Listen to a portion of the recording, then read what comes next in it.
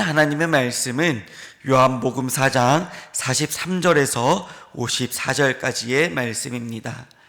요한복음 4장 43절에서 54절까지의 말씀입니다.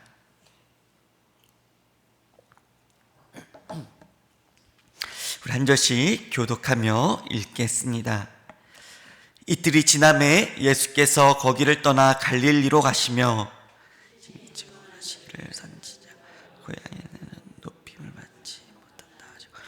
갈릴리에 이르심에 갈릴리인들이 그를 영접하니 이는 자기들도 명절에 갔다가 예수께서 명절 중 예루살렘에서 하신 모든 일을 보았음이더라.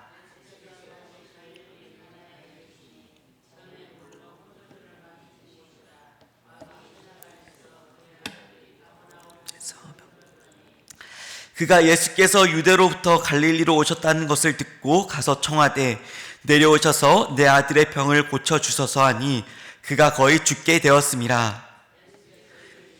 너희는 표적과 기사를 보지 못하면 도무지 믿지 아니하니. 신하가 이르되 주여 내 아이가 죽기 전에 내려오소서.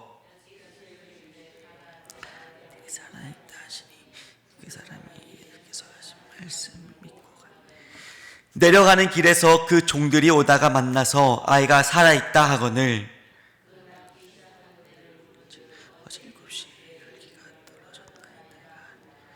그의 아버지가 예수께서 내 아들이 살아있다 말씀하신 그때인 줄 알고 자기와 그 온 집안이 다 믿으니라. 이것은 예수께서 유대로서 갈릴리로 오신 후에 행하신 두 번째 표적이니라. 아멘. 할렐루야. 살아계신 하나님의 음성 들으시는 복된 새벽 시간 되시길 간절히 소망합니다. 오늘 본문은 한 사람의 간절한 발걸음에서 시작됩니다. 오늘 본문에서는 잘 정리된 신앙 고백이나 확신에 찬 믿음의 선언이 등장하지는 않습니다. 대신 아들을 살리기 위해 길을 나선 한 아버지의 모습을 보여줍니다. 이 사람은 왕의 신하였습니다. 사람들 앞에서 권위를 가진 사람이었고 말 한마디로 명령이 통하던 위치에 있던 사람이었습니다. 그러나 그의 상황 가운데서도 그 어떤 권위로도 해결할 수 없는 문제가 있었습니다. 그의 아들이 가버나움에서 거의 죽게 되었던 것입니다. 이 상황 앞에서 그가 가진 지위도, 그가 쌓아온 경험도, 그가 의지하는 그 어떤 것도 아무런 힘을 발휘하지 못했습니다. 그래서 그는 움직입니다. 예수께서 갈릴리 가나에 오셨다라는 소식을 듣고 그 길을 따라 나선 것입니다. 오늘 본문은 왕의 신하가 어떤 심정으로 길을 나섰는지, 또 그 길 위에서 무엇을 생각했는지 자세히 설명하지는 않습니다. 그러나 우리는 충분히 짐작할 수 있습니다. 그의 발걸음 하나하나에 초조함이 있었고 조급함이 있었고 지금 이 길이 아니면 안 된다라는 절박함이 있었을 것입니다. 이 사람은 예수님이 누구인지 정확한 이해한 상태로 내려온 것이 아닙니다. 예수님께서 메시아이신지 어떤 방식으로 일하시는 분인지 정리된 신앙을 가지고 온 사람이 아니었습니다. 다만 지금 이 상황에서 예수님 외에는 붙들 수 있는 다른 길이 없다라고 느끼고 있었던 사람입니다. 오늘 본문은 바로 이 지점에서 믿음에 대한 질문을 시작합니다. 믿음은 종종 간절함에서 시작됩니다. 그러나 성경은 간절함 자체를 곧바로 완성된 믿음이라 말하진 않습니다. 이 신하에게는 분명히 믿음의 씨앗이 있었습니다. 그렇지 않았다면 그는 예수님조차 찾아오지 않았을 것입니다. 그러나 그의 믿음은 아직 말씀보다 보이는 방식에 예수님께서 함께 내려오셔서 기적을 행해야만 안심할 수 있는 자리에 머물러 있었던 것입니다. 그래서 예수님은 이 사람의 요청을 즉시 들어주시기보다 그가 어떤 방식으로 믿고 있는지 먼저 드러내십니다. 오늘 우리는 이 말씀을 따라 눈에 보이는 해결을 먼저 요구하는 믿음과 그 말씀을 붙들고 걸어가는 믿음 사이의 차이를 함께 살펴보려 합니다. 그리고 한 사람이 예수님의 말씀을 근거로 길을 걸어갈 때 그의 말씀이 어떻게 확인되고 어떻게 확장되어 가는지 함께 보기를 소망합니다. 먼저는 간절함으로 시작된 믿음은 아직 그 방향이 정리되지 않았다는 것입니다. 믿음은 언제나 간절함에서 시작됩니다. 그러나 그 간절함 자체가 곧 믿음의 방향을 결정해 주지는 않습니다. 왕의 신하는 예수님께서 갈릴리 가나에 오셨다라는 소식을 듣고 그곳까지 찾아옵니다. 그의 아들은 가버나움에 있었고 그 둘의 거리는 결코 가볍지 않았습니다. 그러나 지금 그는 거리를 계산하지 않습니다. 지금 그에게 중요한 것은 단 하나, 지금 당장 내려와 주셔야 합니다라는 요청이었습니다. 그의 말은 분명합니다. 47절 말씀입니다. 그가 예수께서 유대로부터 갈릴리로 오셨다는 것을 듣고 가서 청하되 내려오셔서 내 아들의 병을 고쳐주셔서 하니 그가 거의 죽게 되었음이로라. 이 말 속에는 간절함이 있고 사랑이 있고 절박함이 있었습니다. 그러나 동시에 이 요청은 믿음의 방향이 아직 어디를 향하고 있는지 분명히 보여주고 있습니다. 이 사람의 믿음은 아직까진 예수님께서 함께 움직여 주셔야만 안심할 수 있는 믿음이라는 것입니다. 예수님께서 직접 내려가셔야 눈으로 확인되는 방식으로 일해 주셔야만 비로소 믿을 수 있는 구조였던 것입니다. 그러나 예수님께서는 이 요청 앞에서 즉시 움직이지 않으십니다. 오히려 이렇게 말씀하십니다. 너희는 표적과 기사를 보지 못하면 도무지 믿지 아니하니라. 예수님께서 하신 이 말씀은 이 아버지 한 사람을 향한 책망이 아닙니다. 이 말씀은 갈릴리 전반에 퍼져 있던 표적신앙의 중심의 그 신앙 태도를 드러내는 말씀이며 동시에 그 아버지의 믿음을 더 깊은 자리로 이끌어내는 말씀이었던 것입니다. 예수님께서는 이 사람을 밀어내시는 것이 아니라 그가 붙들고 있던 믿음의 근거를 표적에서 정말 말씀으로 옮기고 계셨던 것입니다. 갈릴리는 예수님의 고향이었습니다. 사람들은 그 예수님을 말씀으로 신뢰하기보다 기적을 통해 평가하려 했습니다. 이 왕의 신하 역시 아직까지는 그 자리에 머물러 있었습니다. 그의 간절함은 분명했습니다. 아들을 살리고 싶다라는 마음에는 조금의 계산도 조금의 꾸밈도 없었습니다. 그는 절박했고 진심이었으며 그 상황에서 그 아버지가 할 수 있었던 최선의 선택으로 예수님 앞에 섰던 것입니다.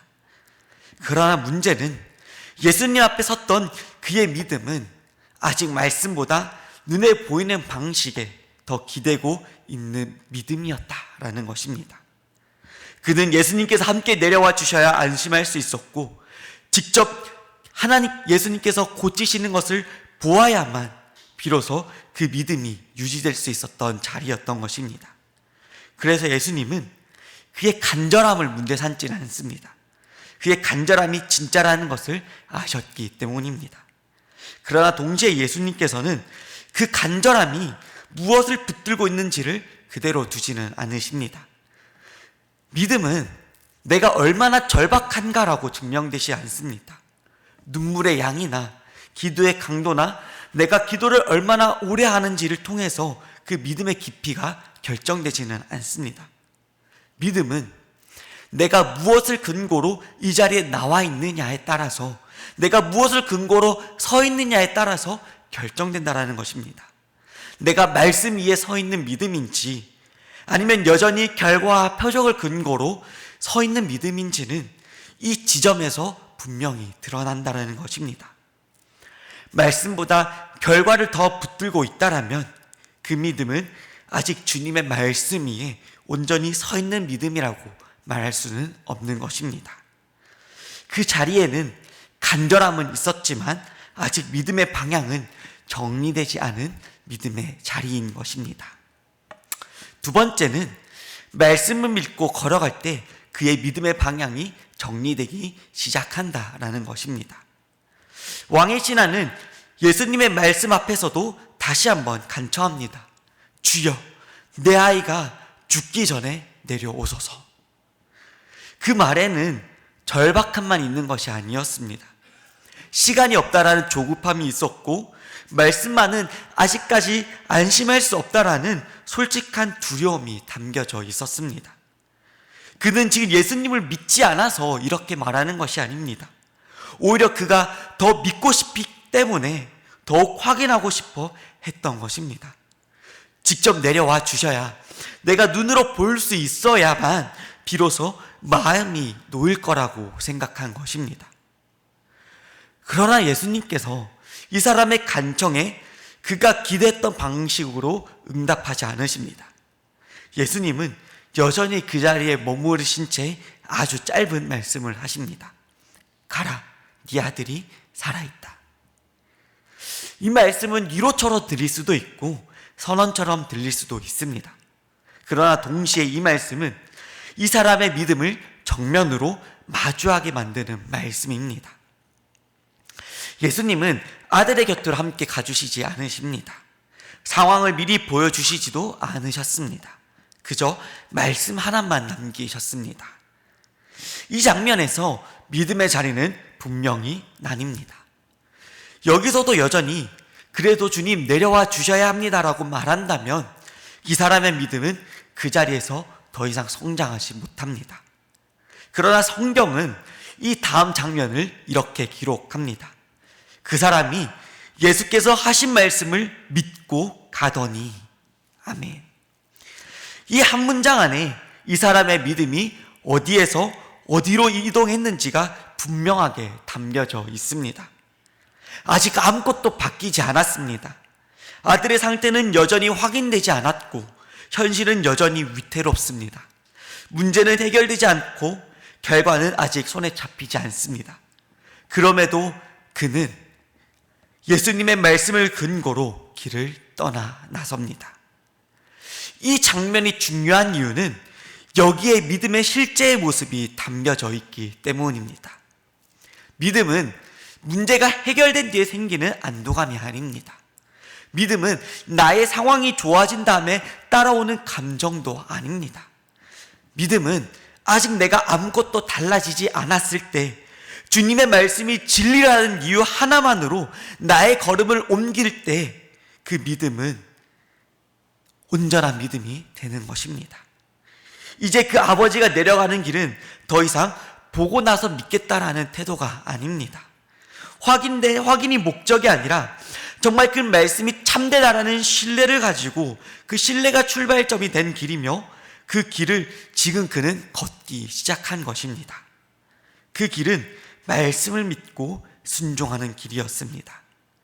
이제 그의 믿음은 간절함에 머물러 있던 자리에서 간절함만 있는 것이 아니라 그 간절함이 말씀 위에 서는 자리로 옮겨지는 것입니다.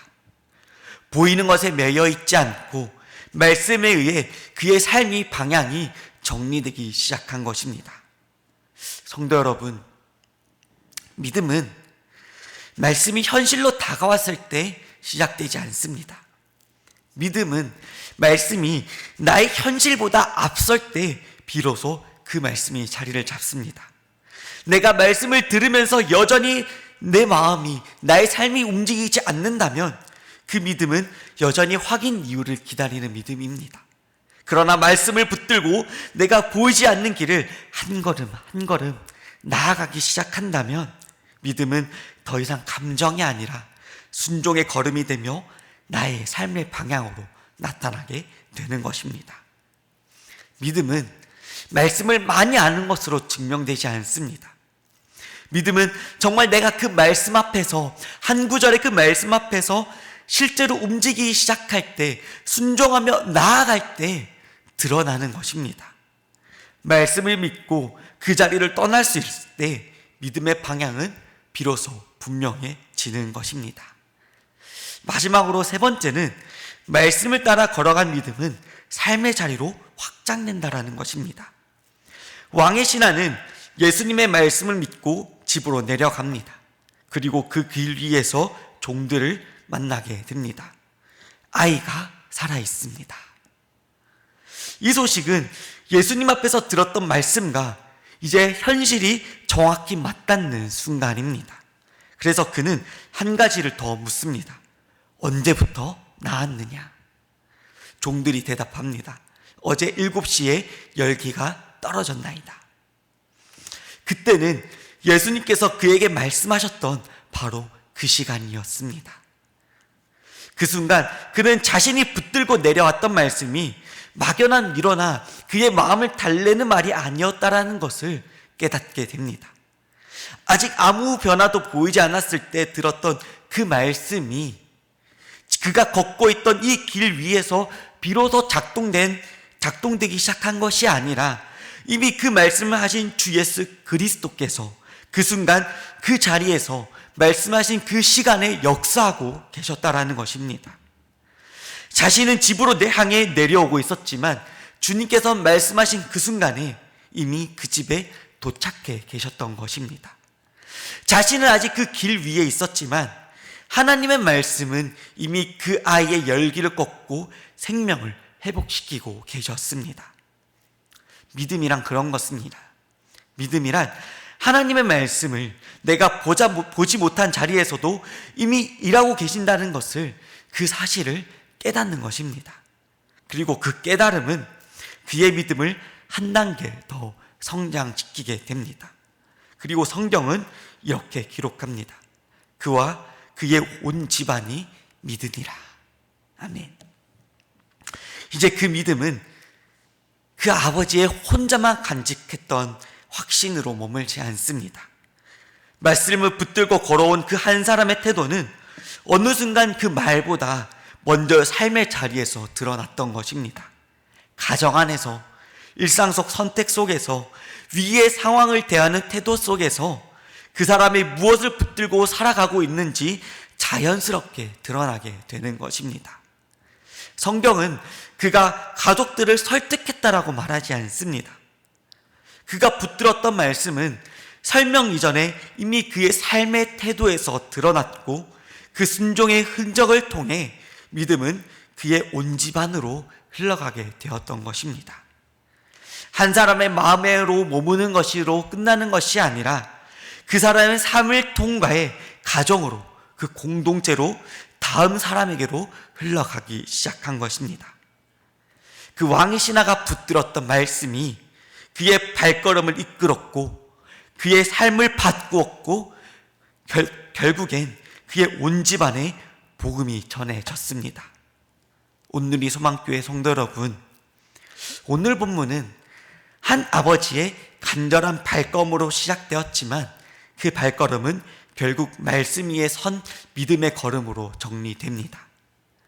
기적을 먼저 보여주시기보다 말씀 하나로 그를 부르셨고 그 말씀을 근거로 길을 걸어가도록 이끄셨습니다. 그리고 그가 말씀을 믿고 한 걸음 내딛었을 때 이미 그 말씀이 살아 역사하고 계셨다는 그 사실을 삶의 자리에서 확인까지 하게 하셨습니다. 믿음은 완벽히 준비된 사람에게서 시작되지 않습니다. 믿음은 모든 의문이 사라진 뒤에야 생기는 것도 아닙니다.